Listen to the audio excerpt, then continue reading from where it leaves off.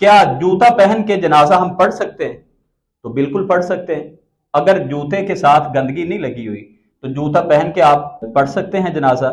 حدیثیں تو یہاں تک ہیں کہ اللہ کے نبی صلی اللہ علیہ وسلم نے فرض نماز کو جوتے کے ساتھ پڑھنے کی اجازت دی ہے۔ اللہ کے نبی صلی اللہ علیہ وسلم نے خود جوتوں سمیت نماز پڑھی، صحابہ نے بھی جوتے پہنے ہوئے تھے، نماز کے اندر ہی اللہ کے نبی صلی اللہ علیہ وسلم نے اپنے جوتے اتار دیے، صحابہ نے بھی دیکھا، انہوں نے بھی اتار دیے۔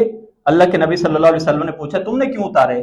کہا اللہ کے رسول ہم نے آپ کو دیکھا تھا، تو آپ نے فرمایا کہ مجھے نماز میں جو ہے وہ پتہ چلا کہ میری جو جوتی ہے اس کے ساتھ گندگی لگی ہوئی ہے، اس لیے میں نے اتار دیا۔ لیکن میں دیکھیں بہت سارے مسائل جائز کے طور پہ ہوتے ہیں، میں یہ نہیں کہہ رہا ہوں کہ کل یہاں پہ آپ جوتے پہن کے مسجد میں آ جائیں۔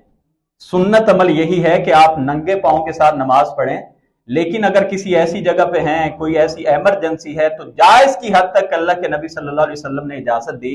کسی تکلیف میں ہے، کسی مجبوری میں ہے، نہیں جوتے اتر رہے، سفر میں ہے، چمڑے کے جوتے ہیں، صاف ستھرے ہیں، نیو ہیں، تو وہ پڑھ سکتے ہیں۔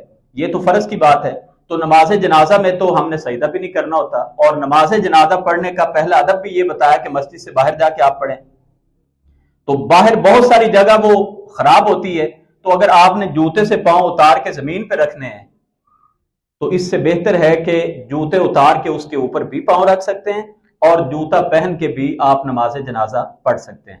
نماز جنازہ افضل یہ ہے کہ باہر جا کے پڑھا جائے، تاہم مسجد کے اندر نماز جنازہ پڑھنا بھی ثابت ہے۔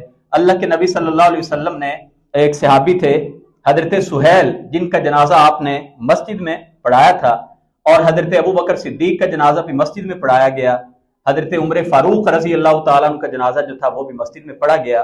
لیکن اس کو معمول نہیں بنانا چاہیے، کوئی بارش کا سبب ہو، باہر جگہ نہیں مل رہی، تو مسجد کے اندر جنازہ ہو سکتا ہے۔